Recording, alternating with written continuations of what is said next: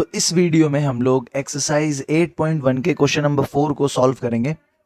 Question number 4 क्या कह रहा है कि A B C D is a rectangle. तो क्वेश्चन ने हमें सबसे पहले जो बात गिवन दी है वो क्या, कि ए बी सी डी जो है हमारा वो है एक रेक्टेंगल।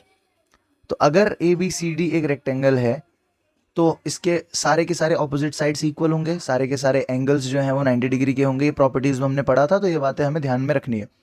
दूसरी इन्फॉर्मेशन जो हमें क्वेश्चन ने दी है वो क्या दी है कि डायगोनल एसी जो है वो बाइसेक्ट करता है angle A as well as angle C को।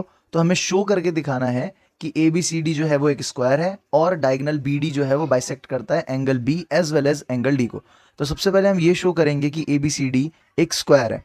ये शो करने के लिए हमें सारी साइड्स को इक्वल शो करना है। तो वो हम कैसे सॉल्व करेंगे, सबसे पहले हमें एक बात पता है, हमारे पास ये प्रूफ है कि एंगल ए जो है वो एंगल सी के बराबर है, क्योंकि ऑपोजिट एंगल्स जो होते हैं वो बराबर होते हैं। Opposite angles are equal in a rectangle. एक रेक्टेंगल के अंदर ऑपोजिट एंगल्स जो होते हैं हमारे वो क्या होते हैं, इक्वल होते हैं। ये चीज हमें पता है। अब अगर मैं दोनों का हाफ करूं, अगर मैं दोनों साइड हाफ करता हूं, क्योंकि क्वेश्चन ने हमें पहले ही बोला हुआ है कि जो लाइन है वो बाइसेक्ट कर रही है इक्वल एंगल्स में।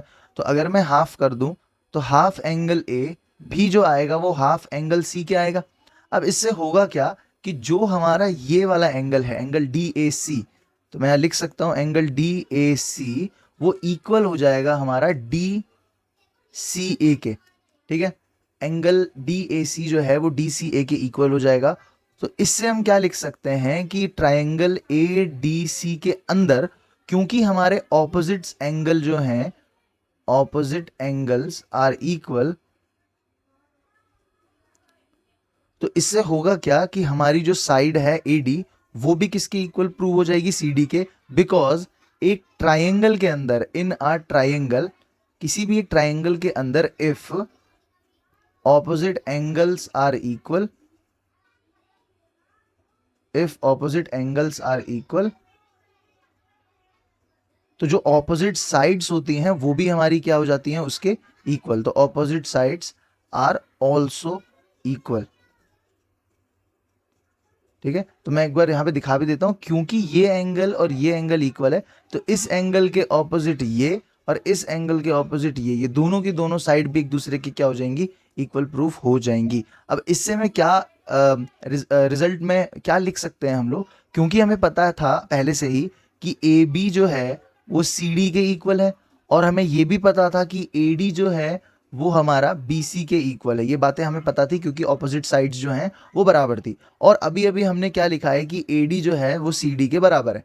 तो यहां से मैं क्या कंक्लूड कर सकता हूं, क्योंकि ए डी सी डी के भी बराबर है और ए डी बी सी के भी बराबर है, तो इससे क्या निकलता है कि अगर यहां भी सी डी है यहां भी सी डी है, तो इसकी वजह से ए डी और ए बी भी आपस में क्या आ जाएगा, इक्वल आ जाएगा। और यहां से क्या कंक्लूड हो जाता है कि ए बी भी बी सी के बराबर है, बी सी सी डी के बराबर है, और वो सारे ए डी के बराबर हैं। तो इसका मतलब सारे के सारे साइड जो हैं वो एक दूसरे के इक्वल है। तो इससे क्या प्रूफ होता है कि A B C D is a square. ठीक है, नाउ इस क्वेश्चन के सेकेंड पार्ट में हमें क्या सॉल्व करना है कि डायगोनल बी डी जो है, ये हमारे पास जो डायगोनल है ये एंगल बी को और साथ में एंगल डी को इक्वली बाइसेक्ट कर रहा है। तो इक्वली बाइसेक्ट कर रहा है तो हम यहाँ पे क्या लिख सकते हैं कि हमें प्रूफ करना क्या है।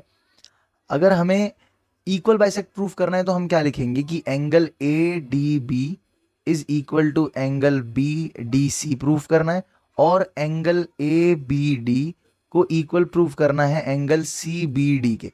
यहाँ पे जैसे ही हम इस एंगल को इसके बराबर और इस एंगल को इसके बराबर प्रूफ करेंगे तो हमारा क्वेश्चन क्या हो जाएगा, सॉल्व हो जाएगा। ठीक है, तो देखते हैं हमारे पास प्रूफ है क्या इस चीज के, कि हमारे पास क्या प्रूफ है कि ये दोनों के दोनों जो एंगल हैं वो बराबर में बाइसेक्ट हो रहे हैं। तो इन्हें बाइसेक्ट प्रूफ करने के लिए हम क्या करेंगे, सबसे पहले हम लोग दो ट्राइंगल्स उठा लेते हैं जिनमें ये दोनों एंगल्स आ रहे हैं। तो पहला ट्राइंगल कौन सा उठा लेते हैं हम लोग, ट्राइंगल ए बी डी। इस वाले ट्राइंगल में हमारे पास ए बी डी में, और हमारे पास जो दूसरा हम लोग ट्राइंगल उठाने वाले हैं वो है ट्राइंगल बी डी सी।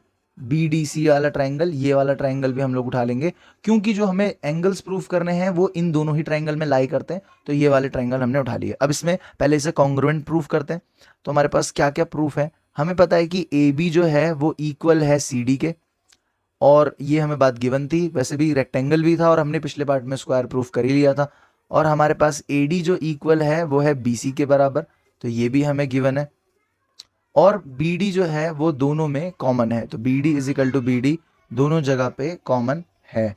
तो इससे क्या लिख सकते हैं कि triangle A B D is congruent to triangle B D C by the rule of S S S congruency.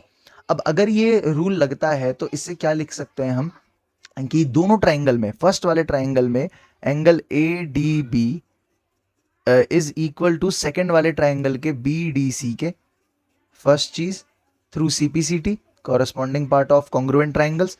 और सेकेंड चीज में क्या लिख सकता हूं कि angle A B D first triangle का is equal to angle C B D second triangle का थ्रू CPCT। और क्या यही चीजें हमें प्रूफ करनी थी? तो इससे क्या प्रूफ हो जाता है कि जो डायगोनल था हमारा BD, जो हमारा डायगोनल था BD, ये वाला जो डायगोनल है वो इक्वली बाइसेक्ट कर रहा है, BD बाइसेक्ट कर रहा है angle B as well as angle D को। तो यही चीज हमें क्या करनी थी, प्रूफ करनी थी इस क्वेश्चन के अंदर। 8.1 का क्वेश्चन नंबर 5, इन पैरेललोग्राम ABCD, हमें एक फिगर दी हुई है, ABCD एक पैरेललोग्राम है, ये क्वेश्चन ने हमें गिवन दे रखा है। क्वेश्चन हमें ये कह रहा है कि दो पॉइंट्स हैं P एंड Q, जो कि आप देख सकते हैं यहाँ पर है P एंड यहाँ पर है Q। क्वेश्चन बोल रहा है कि DP जो है ये जो है वो BQ के इक्वल है, ये बात हमें क्वेश्चन ने गिवन दी है। तो हमें 5 चीजें प्रूव करके दिखानी है। तो इस क्वेश्चन में सबसे पहले हम फर्स्ट चीज जो है सबसे पहले हम क्या लिखेंगे कि हमारे पास गिवन क्या है हमें। तो हमें फर्स्ट चीज गिवन दे रखी है कि ABCD इज अ पैरेललोग्राम, कि ABCD जो है वो एक पैरेललोग्राम है। एंड दूसरी चीज जो हमें गिवन है वो ये कि DP is equal to BQ, ये भी हमें पता है पहले से कि ये दोनों चीजें हमें इक्वल दे रखी हैं। तो हमें जो दो ट्राइंगल इक्वल प्रूफ करने हैं वो फर्स्ट क्वेश्चन में क्या प्रूफ करना है हमें कि APD CQB के बराबर है। तो यहाँ पे हम क्या लिखेंगे, टू प्रूफ, और उसमें हमें फर्स्ट चीज जो प्रूव करनी है वो है ट्राइंगल APD कॉन्ग्रुएंट प्रूफ करना है ट्राइंगल CQB के। तो अब हम यहाँ पे करने क्या वाले हैं, सबसे फर्स्ट चीज जो हमें ध्यान रखनी है प्रूफ लिखते समय कि जो दोनों ट्राइंगल हैं उनके नाम आप सबसे पहले लिखें। तो हमने सबसे पहले triangle in triangle APD and triangle CQB, क्या तीन चीजें हमारे पास इक्वल है वो हम लिख लेते हैं। सबसे पहली चीज हमें पता है कि हमारे पास APD इस वाले ट्राइंगल में और इस वाले ट्राइंगल में CQB में, इन दोनों ट्राइंगल्स के अंदर अगर आप देखें तो हमारे पास सबसे पहली चीज जो इक्वल मिलेगी वो आपको मिलेगी AD जो है वो BC के बराबर है। तो ये आपको पता है कि AD जो है वो BC के बराबर है, और ये बात हमें गिवन भी है। क्यों? क्योंकि क्वेश्चन ने बोला था ना कि ABCD एक पैरेललोग्राम है, तो ऑपोजिट साइड इक्वल होगी। दूसरी चीज क्वेश्चन ने हमें क्या गिवन दी थी, BQ जो है वो इक्वल है PD के, तो ये भी हमें पता है। तो हम इसे लिख लेते हैं कि PD is equal to BQ, ये भी क्वेश्चन ने हमें गिवन दिया है। अब तीसरी चीज इस क्वेश्चन में थोड़ी सी आपको ध्यान से देखना पड़ेगा थोड़ा सा, तो आपको दिखेगा कि हमें क्वेश्चन ने बोला था कि ABCD पैरेललोग्राम है, एंड क्योंकि पैरेललोग्राम की ऑपोजिट साइड भी पैरेलल होती है और इक्वल होती है, तो अगर आप नोटिस करें तो यहाँ पे ADP एंगल जो बन रहा है और QBC जो एंगल बन रहा है, एक Z क्रिएट हो रहा है। तो ये दोनों एंगल जो हैं ये अल्टरनेट इंटीरियर एंगल में आ रहे हैं और इक्वल होंगे। तो मैं यहाँ पे क्या लिख सकता हूं कि angle ADP is equal to angle QBC, reason being alternate interior angle, और इसकी वजह से हमारा ट्राइंगल APD जो है वो कॉन्ग्रुएंट प्रूव हो जाएगा ट्राइंगल CQB से SAS रूल से। तो हमारा फर्स्ट क्वेश्चन सॉल्व हो गया। नाउ सेकंड पार्ट में क्वेश्चन ने बोला है AP को CQ के बराबर प्रूफ करना है। अगर आप देखें तो AP उसी ट्राइंगल का पार्ट है जो अभी हमने प्रूफ करा, और CQ भी उसी ट्राइंगल का पार्ट है जो अभी हमने प्रूफ करा है कॉन्ग्रुएंट में। तो हम क्या ये लिख सकते हैं सेकंड पार्ट के लिए कि AP जो है वो CQ के इक्वल है CP/CT से, corresponding part of congruent triangle. जब दो ट्राइंगल कॉन्ग्रुएंट है तो उसके सारे कॉरेस्पॉन्डिंग साइड्स एंड एंगल जो होते हैं वो इक्वल होते हैं। तो यहाँ पे हमारे दो पार्ट जो हैं वो जाके क्या हो जाते हैं, सॉल्व। नाउ थर्ड पार्ट जो है उसे कैसे सॉल्व करेंगे तो वो देखते हैं। अब देखें हमें जो थर्ड पार्ट सॉल्व करना है वहां पे हमें क्या बोला हुआ है कि आप प्रूव करें ट्राइंगल AQB को कॉन्ग्रुएंट प्रूफ करें ट्रायंगल CPD के। तो हमें कौन कौन से इस बार दो ट्रायंगल दिए गए हैं, AQB ये वाला, एंड हमें जो दूसरा ट्रायंगल मिला हुआ है वो हमें मिला हुआ है CPD ये। तो हमें ये दोनों ट्रायंगल जो हैं वो एक दूसरे के कॉन्ग्रुएंट प्रूफ करने हैं। तो इसे कैसे प्रूफ करेंगे, सबसे पहले तो इन दोनों ट्रायंगल के नाम, in triangle AQB and triangle CPD क्या क्या चीज़ें हमारे पास इक्वल हैं वो लिखते जाते हैं। तो सबसे पहली चीज़ हमें पता है दोनों ट्रायंगल जो है उसके ऑपोजिट जो साइड है पैरेललोग्राम के वो दोनों में पड़ रहे हैं। तो सबसे पहली चीज़ जो इक्वल है वो तो यही हो जाएगी। तो हम यहाँ पे क्या लिख सकते हैं कि AB is equal to CD, ठीक है, क्योंकि ये चीज़ हमें गिवन है तो हमने यहाँ पे लिख दिया। नाउ सेकेंड चीज़ हमें ये पता है कि BQ जो है वो बराबर है PD के, ये भी क्वेश्चन ने हमें गिवन दे ही रखा था तो हमने ये भी लिख दिया।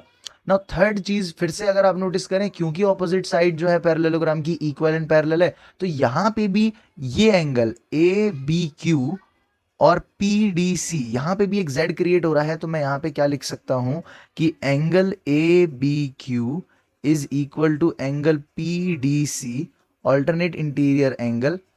सेम वही रीजन है जो अभी हमने फर्स्ट पार्ट में यूज करा था, ऑल्टरनेट इंटीरियर एंगल, तो ये भी इक्वल है और इसकी वजह से ये दोनों के दोनों ट्राइंगल जो हैं हमने क्या प्रूफ कर दिए, कॉन्ग्रुएंट प्रूफ कर दिए। कौन से रूल से, SAS साइड एंगल साइड से। नाउ ये हो गया। अगर आप फोर्थ पार्ट नोटिस करें, क्या फिर से वही सिनेरियो बन रहा है जो हमारे सेकंड पार्ट में बना, क्योंकि ये वाले दोनों की दोनों जो साइड है हमारे पास वो हमारी उन्हीं ट्राइंगल्स में पड़ रही है। AQ यहाँ पर है, CP यहाँ पर है, जो अभी अभी हमने प्रूफ करे थे। तो यहाँ पे मैं फोर्थ पार्ट के लिए क्या लिख सकता हूँ कि AQ CP के बराबर होगा, क्यों, CP CT के द्वारा। तो हमारा फोर्थ पार्ट भी क्या हो गया, यहाँ पे जाके कंप्लीट हो गया। नाउ अब हमें फिफ्थ पार्ट प्रूफ करना है और वहां पे हमें क्या बोला हुआ है कि आपको APCQ को एक पैरेललोग्राम प्रूव करके दिखाना है।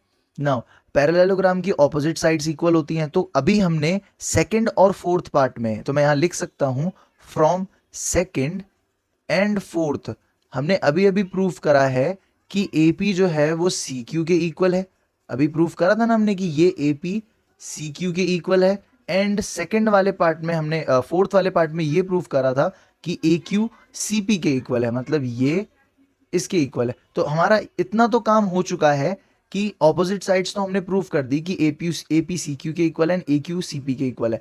लेकिन अब आपको एक चीज और ध्यान रखनी है जो प्रूफ करनी पड़ेगी, वो ये कि जो हमारा ये डायगोनल है ना QP, यहाँ पे अगर मैं एक सेंटर पॉइंट मिड पॉइंट लेता हूं, लेट से मैंने इसे बोल दिया O, तो आप ये भी प्रूफ करके दिखाएं कि ये बाइसेक्ट हो रहे हैं बीच में। अगर यहां से A से C तक, A से लेकर C तक अगर एक डायगोनल बनाया जाए तो वो आपके O से इसको बाइसेक्ट करेगा। ये आपको प्रूफ करके दिखाना पड़ेगा। तो इसको कैसे प्रूफ करेंगे, हम यहाँ पे क्या लिखेंगे, सबसे पहले हमें पता है कि ABCD एक पैरेललोग्राम है, तो इसका मतलब जो O पॉइंट है उसने BD को बीच से बाइसेक्ट करा होगा, है ना।